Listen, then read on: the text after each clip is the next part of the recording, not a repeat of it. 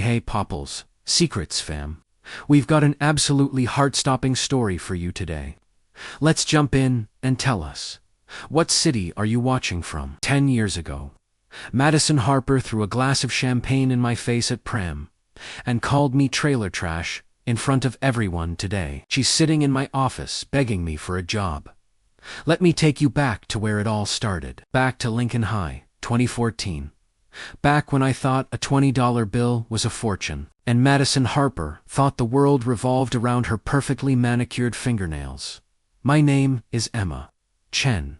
I was 17, wore the same 3 outfits on rotation, and lived with my mom in a cramped apartment above Wong's Chinese restaurant. The smell of fried rice was permanently stuck in my hair. My mom worked double shifts, 6 days a week, just to keep us afloat. My shoes had holes in them that I covered with duct tape. But I had something Madison never did. I had dreams. Madison Harper was everything I wasn't. Blonde hair that looked like it was styled by angels. A different designer outfit every single day. Her dad owned half the commercial real estate in our town. She drove a brand new BMW to school. A BMW at 17. But here's the thing about people like Madison. Money can buy you a lot of things. It can buy you clothes, cars, and even friends. But it can't buy you character. It was a Tuesday. I remember, because Tuesdays were when I worked the morning shift at the diner before school. I'd showed up to first period with a coffee stain on my jeans from rushing. Madison noticed immediately. "Oh my God," she said, loud enough for everyone to hear. "Did you actually sleep in those clothes, Emma? Or do you just own one pair of jeans?" The class went silent. You know that kind of silence. The kind where everyone holds their breath because they don't want to become the next target. I tried to laugh it off. Just had a rough morning. Every morning is rough when you're poor, I guess. She flipped her hair and turned to her friends, who giggled on command like trained puppies. That was just the beginning.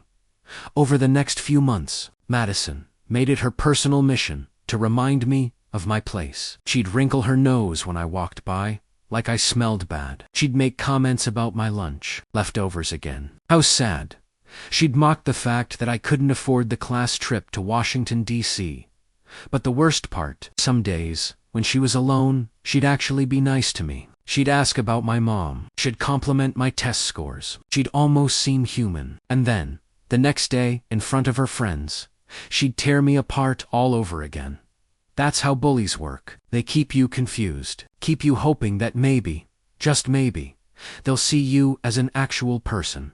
Senior prom. The one night I'd saved up for all year. I'd worked extra shifts at the diner for 6 months to afford a dress. It wasn't designer. It was from a thrift store, and I'd stayed up 3 nights, altering it myself. But when I put it on, I felt beautiful for the first time in my life.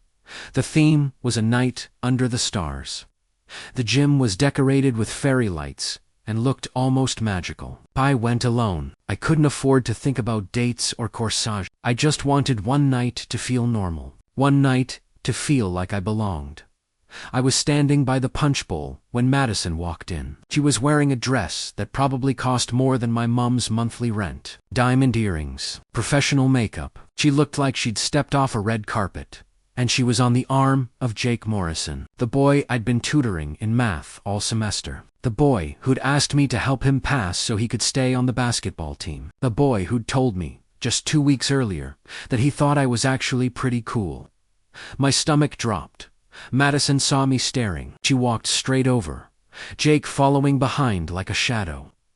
"Emma," she said, her voice dripping with fake sweetness. "That's such a unique dress. Did you make it yourself?" I nodded, trying to smile. "Yeah, actually, I did." "How adorable." She turned to Jake. "Isn't it adorable when poor people try so hard?" Jake didn't say anything. He just looked at the ground. Something inside me snapped. "You know what, Madison? At least I earned everything I'm wearing tonight. At least I know what hard work actually means." The music seemed to stop. People turned to look.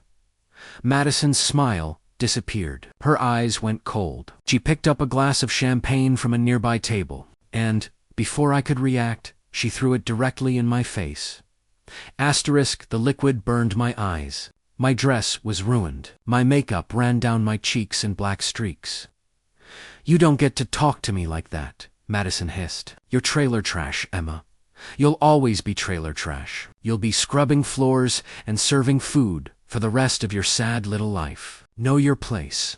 I stood there, dripping, humiliated, while everyone stared. Some people laughed. Most just looked away, grateful it wasn't them. I ran out of that gym and cried in the parking lot for an hour. I wanted to disappear. I wanted to give up. But instead, something else happened. I got angry that night. Soaking wet in a ruined dress, I made myself a promise. I was going to become someone, not for revenge, not to prove Madison wrong, but to prove to myself that I was more than what she said I was. I studied like my life depended on it. Because it did. I applied to every scholarship I could find. I wrote essays until my fingers cramped. I worked 2 jobs the summer after graduation and saved every penny. I got accepted to State University with a full ride. Business major. I lived in the cheapest dorm, ate ramen for dinner most nights. And while other students were at parties, I was in the library. I graduated top of my class. Got recruited by a marketing firm in the city, worked 80-hour weeks, learned everything I could. 5 years later, I started my own digital marketing agency. Started small, just me and a laptop in a studio apartment. But I was good, really good. I understood people. I understood what made them click, what made them buy, what made them trust. My client list grew. Small businesses became medium businesses. Medium businesses became corporations. I hired a team, then another team. We moved into a real office, then a bigger office. By year 8, my company was managing campaigns for some of the biggest brands in the country. Revenue hit 8 figures. I got featured in Forbes 30 Under 30. Business Insider called me the marketing genius you've never heard of. I bought my mom a house, a real house with a garden and a porch swing. I paid off all her debts. She cried for 3 days straight, and me. I lived modestly. I didn't need designer clothes or fancy cars to know my worth anymore. I'd learned that the most expensive thing you can own is your dignity, and mine was priceless. It was a regular Thursday morning when my assistant David buzzed my office. "Emma, we have a walk-in applicant for the junior account manager position. She doesn't have an appointment, but she's insisting on waiting. Says she'll wait all day if she has to." I was busy reviewing a campaign proposal. "Tell her to apply online, like everyone else." I did. She says she already applied 3 times and keeps getting rejected by the automated system. She seems ... desperate. Something in his voice made me look up. "What's her name?" "Madison Harper." The pen I was holding slipped from my fingers. 10 years since I'd heard that name. 10 years since that night at prom. "Send her in," I heard myself say. The door opened, and Madison Harper walked into my office. But this wasn't the Madison I remembered. This Madison had tired eyes. Her clothes were professional, but worn, the kind you get from outlet stores and wear too many times. Her hair was pulled back in a simple ponytail. No diamonds, no designer bag, no confidence. She looked ... defeated. She didn't recognize me at first. I'd changed to lost weight, grew my hair out, started wearing contacts instead of glasses, carried myself differently. Success changes your face almost as much as suffering does. "Ms. Chen," she said, her voice shaky, "thank you so much for seeing me. I know I don't have an appointment, but I've applied to your company multiple times, and I never heard back. I'm a hard worker. I have experience in client relations. I'm willing to start at any position. I really need this job."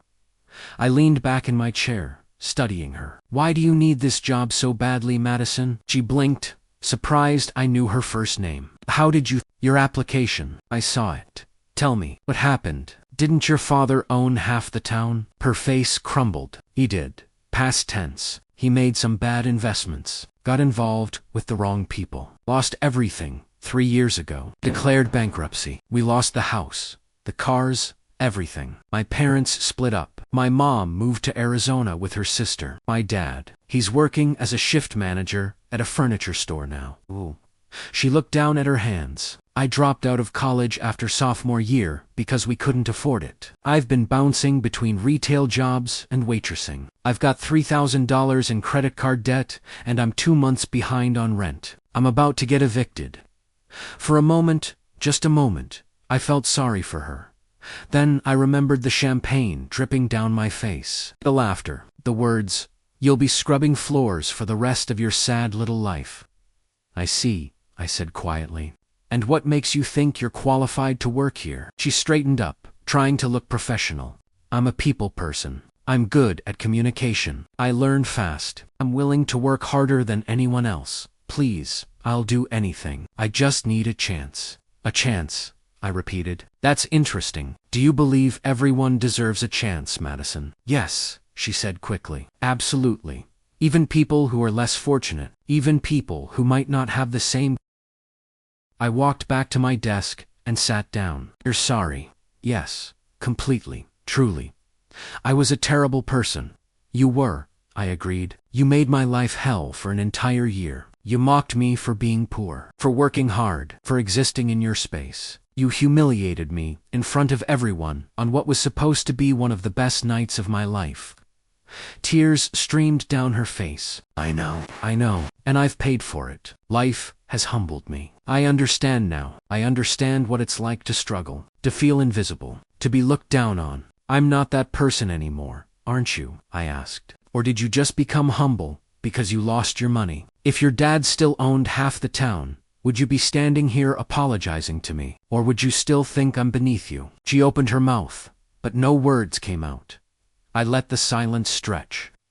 "Here's the thing, Madison. You were right about one thing. Hard work does matter. Merit matters. And I've built this company on those principles. Every single person who works here earned their place. Not because of who they know, not because of where they come from, but because they're good at what they do and they treat people with respect." I picked up her application from my desk. "Your resume is weak. 3 years of retail work and waitressing. No degree. No specialized skills. Nothing that sets you apart from the hundreds of other applications we get every week." Her shoulders sagged. "I understand. But," I continued, and she looked up, "you did one thing that most applicants don't do. You showed up. You were willing to wait all day. That takes determination, and I respect determination." Hope flickered in her eyes. "So here's what I'm going to do. I'm going to give you a chance, but not the chance you asked for." I pressed the button on my desk phone. "David, can you come in here, please?" My assistant appeared in the doorway. "Yes, Madison Harper will be starting in our mailroom tomorrow morning. 6 a.m. start time, minimum wage. She'll be sorting correspondence, delivering packages, and doing general office support. If she works hard, shows integrity, and treats every single person in this building with respect, we'll reevaluate in 6 months." David nodded and left. Madison stared at me. "The mailroom." "Yes. The bottom, where I started, where everyone should start. You said you'd do anything. Did you mean it?" She swallowed hard. Yes. "Yeah, thank you. Thank you so much. Don't thank me yet. This is going to be harder than anything you've ever done. You're going to be tired. You're going to want to quit. You're going to see people younger than you, with less experience, in better positions. And you're going to have to smile and keep working anyway. Can you do that?" "Yes." "And Madison," I looked her directly in the eyes, "if I ever, and I mean ever, hear that you've treated anyone in this company with anything less than respect and kindness, you're fired immediately. No second chances. Do you understand?" "I understand." "Good. Welcome to Apex Marketing. Don't be late." Madison showed up at 5:45 a.m. Her first day. She was early every single day after that. I watched her through those 6 months. Not obviously, but I kept tabs. I heard reports from other employees. I saw how she interacted with people. She was kind to the cleaning staff. She learned everyone's names. She stayed late when shipments came in. She never complained. She never mentioned who I was or what had happened between us. In month 4, I saw her eating lunch alone in the break room. She was reading a book on digital marketing, taking notes. In month 5, she helped a new intern who'd gotten lost on her first day, showed her around, made her feel welcome. In month 6, I called her back into my office. She looked nervous as she sat down. Did I do something wrong? No, I said. You've done everything right. I've been watching you, Madison. You work hard. You're humble. You treat people well. You're learning, growing. I'm trying, she said quietly. Every day. I'm trying to be better than I was. I can see that. So here's what's going to happen. We're promoting you to junior account manager. It comes with a significant pay raise, benefits, and the opportunity to actually build a career here. Her eyes filled with tears. Emma, ... I don't know what to say. Say you'll keep being the person you've become. Say you'll remember what rock bottom feels like. Say you'll use this opportunity to help others the way you wished someone had helped you. I will. I promise I will. 3 years after that, Madison is now a senior account manager. She's one of the best on my team. She mentors new employees. She volunteers teaching marketing skills at the community center on weekends. She's paid off all her debt and is taking night classes to finish her degree.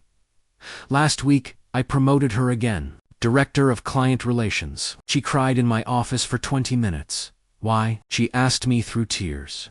After everything I did to you, why would you give me this opportunity? I thought about it for a moment. Because, Madison, life isn't about revenge. It's not about making people suffer because they made you suffer. It's about breaking cycles. It's about showing people who they can become instead of punishing them for who they were. But I was so awful to you. And you could have stayed awful. You could have blamed the world for your problems. You could have become bitter when you lost everything. But you didn't. You humbled yourself. You did the work. You changed. And that's worth more than any revenge I could have taken. She wiped her eyes. I spend every single day trying to make up for the person I was in high school. I know. But here's what I've learned, Madison. You don't make up for your past by drowning in guilt. You make up for it by becoming someone who lifts others up. Someone who sees people for who they are, not what they have. Someone who remembers what it felt like to be at the bottom and reaches down to help the next person climb up. That night, I went home to my apartment. Not a mansion, not a penthouse, just a comfortable place in a good neighborhood. I made myself dinner and called my mom. She told me about her garden and her book club and how happy she was. After we hung up, I stood by my window and looked out at the city lights. People ask me sometimes if I regret giving Madison a chance, if I wish I'd turned her away, if I wanted revenge. The answer is no. Because the greatest revenge isn't making someone suffer. It's becoming so successful, so fulfilled, so genuinely happy that their opinion of you becomes irrelevant. Madison didn't break me that night at prom. She tried to, but instead, she forged me into something stronger. And when she showed up at my door 10 years later, broken and desperate, I had a choice. I could have sent her away. I could have made her feel the humiliation she'd made me feel. I could have thrown her past in her face, the way she threw that champagne. But I didn't, because I'm not the person she thought I was. I never was. I'm not trailer trash. I'm not beneath anyone. And I don't need to tear others down to feel powerful. I'm Emma Chen. I built an empire from nothing. I changed my life. And then, I used that power to change someone else's. That's not weakness. That's strength. So here's what I want you to remember. Your circumstances don't define you. Your past doesn't define you. The people who doubted you, mocked you, or tried to break you don't get to define you. You define you. Work hard, stay humble, treat people with kindness, especially when they can't do anything for you. Remember where you came from, and when you make it, when you finally reach the top, don't pull the ladder up behind you. Reach down and help the next person climb. Because at the end of the day, success isn't measured by how high you climb. It's measured by how many people you bring with you. And that's the real secret. That's how you win.